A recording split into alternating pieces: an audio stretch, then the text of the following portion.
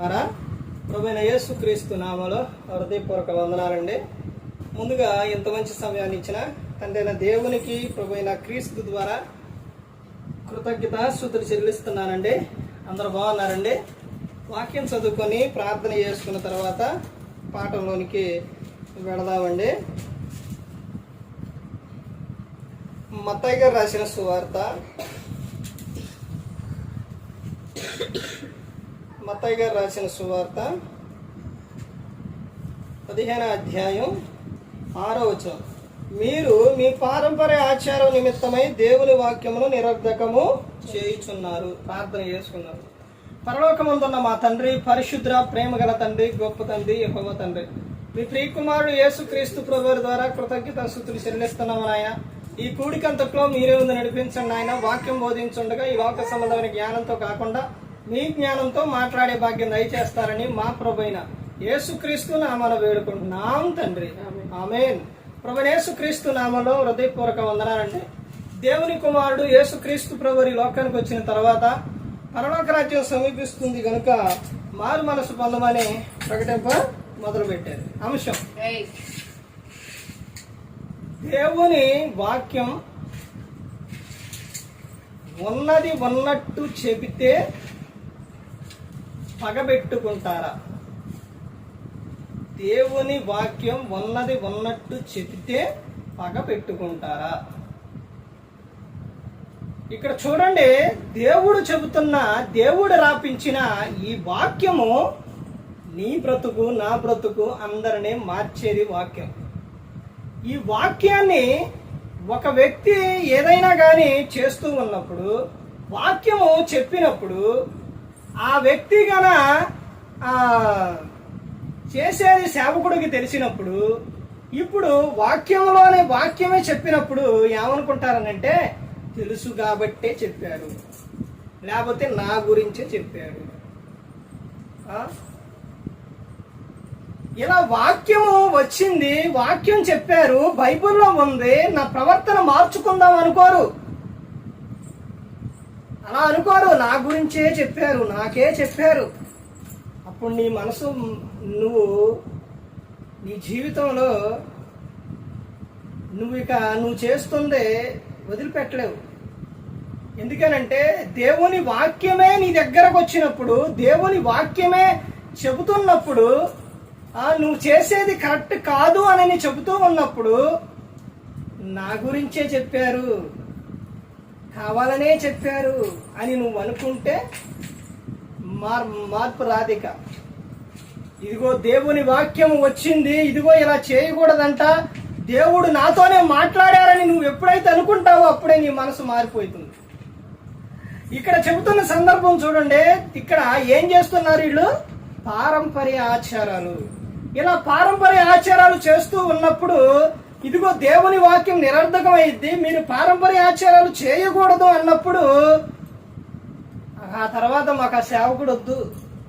ఎందుకనంటే సేవకుడు ఏం చెబుతుండో, మేము చేసేది ఏదైతే ఉందో, మా తాతల ముత్తాతల కానించి చేసేది ఏదైతే ఉందో దాన్ని చెయ్యొద్దు అని చెబుతుండో మాకు వద్దు. వాక్యం ఏం చెబుతుంది అన్నది చూడరు. సేవకుడు ఏం చెబుతాడు, సేవకుడిని మాటను బట్టి తీసుకుంటారు. కానీ ఆ సేవకుడు దేవుని వాక్యం చెబుతుండే, దేవుని వాక్యం బైబిల్లో ఉన్నది ఉన్నట్టు చెబుతున్నాడు. ఆ వాక్యం ఇదిగో ఇలా ఉంది, ఇలా చేయకూడదంటానని మనిషి మార్చుకోవటం లేదు. అలా వచ్చినప్పుడు మనిషి ఏం చేస్తున్నారనంటే ఆ సేవకుడి మీద పగ పెట్టుకుంటున్నారు.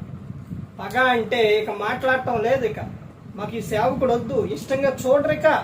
ఆ సేవకుడు ఫోన్ చేసిన ఎత్తరో, ఫోన్లు నెంబర్లు బ్లాక్ లిస్టులో పెడతారు. ఏదైనా ఒక విషయం చెప్పినప్పుడు ఇది దేవుని మాట మా బ్రతుకును మార్చేదని తీసుకోవడం కాదు. ఏంటి, మాకు ఎలా చెబుతారా, మా గురించి ఎలా మాట్లాడతారా, మాకు ఫోన్ చేసి చెబుతారా, మాకు మెసేజ్లు పెడతారా, ఏం పెట్టుకుంటున్నారండి? ఎవరికండి? ఒక్కసారి ఆలోచించండి. నీ జీవితం బాగుండాలని నీ కోసం కన్నీరు కార్చి, కన్నీటితో ప్రార్థన చేసి నీ కోసం ఎంత త్యాగం చేస్తారండి సేవకుడు. సేవకుడు అంటే ఈ రోజున మనిషికి విలువ లేకుండా పోయింది, గౌరవం లేకుండా పోయింది. సేవకుడు అంటే ఏదో మీకన్నీ ఇలా ప్రతి ఒక్క ఊరిలో కానీ ప్రతి ఒక్క చాట కానీ ప్రతి ఒక్క చోట జరుగుతున్న విషయాలు ఇవి. అందుకని నువ్వు సేవకుడి మీద పెట్టుకొని సేవకుడిని ఇచ్చేసి నువ్వు ఒకరోజు నీకే ప్రమాదం అనేది జరుగుతుంది, నీవే ఇబ్బంది పడతావు.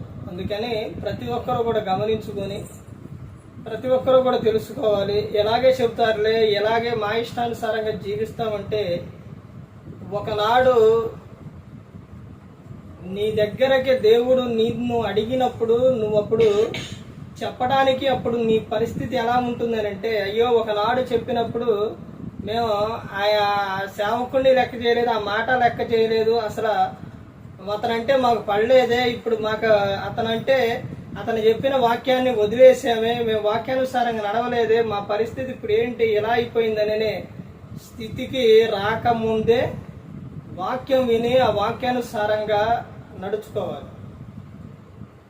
ఎందుకనంటే వాక్యం అనేది చాలా విలువైనది, చాలా ప్రాముఖ్యమైనది, చాలా శక్తివంతమైనది. దేవుని ముందు ఆటలాడకూడదు. ఆయన ఎంత రోషం గల దేవుడో ఈ రోజున ప్రజలకు తెలియట్లేదు. అందుకనే ప్రతి ఒక్కరూ గమనించుకోవాలి. నువ్వు భర్తతో నువ్వు అన్నదే భర్త ముందు చేసింది దేవుని ముందు చెల్లదు. భార్య ముందు నువ్వు అన్నదే భార్యతో నువ్వు మాట్లాడింది దేవుని ముందు చెల్లదు. పిల్లల విషయాల్లో నువ్వు ఉన్నట్టు దేవుని ముందు చెల్లదు. కుటుంబంలో నువ్వు నీ ఇష్టానుసారంగా ఉన్నట్టు దేవుని ముందు చెల్లదు. అందుకని ప్రతి ఒక్కరు గమనించుకోవాలి. ఈ రోజున నువ్వు ఏ స్థితికి వెళ్ళిపోతున్నావో, ఎలా మారిపోతున్నావో, ఎలా ఉంటున్నావో నువ్వు పరీక్షించుకో. సేవకుడు చెబుతూ ఉంటే ఈ రోజున పగల పెట్టుకుంటున్నారు, ద్వేషాలు పెట్టుకుంటున్నారు, మాకు ఇతను వద్దు అంటున్నారు. సేవకులలో కూడా అలాగే ఉన్నారు. ప్రతి ఒక్కరూ కూడా గమనించుకోవాలి, ప్రతి ఒక్కరూ తెలుసుకోవాలి. ఎవరైనప్పటికీ కూడా ఈ భూమి మీద దేవుడు చెప్పినట్టు వాక్యం చెప్పినట్టే నడవాలి, కానీ మనిష్టానుసారంగా నడవకూడదు, మనిష్టానుసారంగా చేయకూడదు.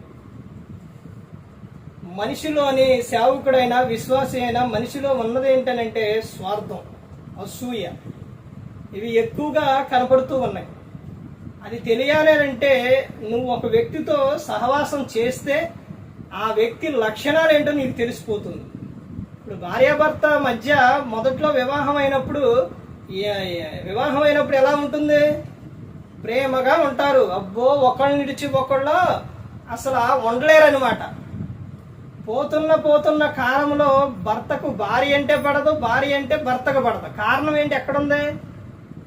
వీళ్ళతో వీళ్ళిద్దరూ కలిసి ఉంటారు కాబట్టి ఒకళ్ళు వీక్నెస్ ఒకళ్ళు తెలుసుకొని ఓహో నువ్విదే అని ఆ తర్వాత నుంచి ఒకళ్ళంటే ఒకళ్ళకే పడదు, ఇష్టం ఉండదు.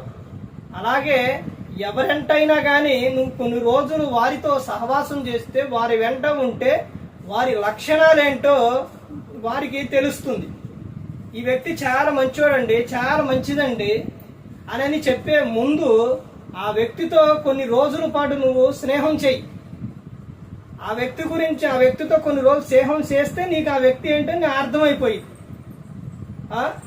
అలా చేయకోకుండా ఆ వ్యక్తిని గురించి చాలా మంది చెప్తారు, మనిషిని గురించి చెప్తారు. కానీ నీ సాక్ష్యం, నా సాక్ష్యం, ప్రతి ఒక్కరి సాక్ష్యం ఈ లోకంలో బాగుండాలి. ఆ తర్వాత దేవుని గురించి ప్రకటించాలి, దేవుని గురించి చెప్పేవారిగా ఉండాలి. ఏ ఒక్కరు కూడా నశించి నరకానికి వెళ్ళిపోకూడదని యేసుక్రీస్తు ప్రభువారు ఈ లోకానికి వచ్చి మనందరి కోసం సిలువలో తన ప్రాణాన్ని పెట్టి ఉన్నారు. మరి ఈ విధంగా నిలబెట్టి మాట్లాడిచ్చిన తండ్రైన దేవునికి కృతజ్ఞతాస్తుతులు చెల్లిస్తూ ఇంతవరకు శ్రద్ధగా ఉన్న మీకు ప్రభు పేట నా హృదయపూర్వక వందనాలు చెల్లిస్తూ ఈ మాటలు ముగిస్తున్న అందరికీ వందనాలు.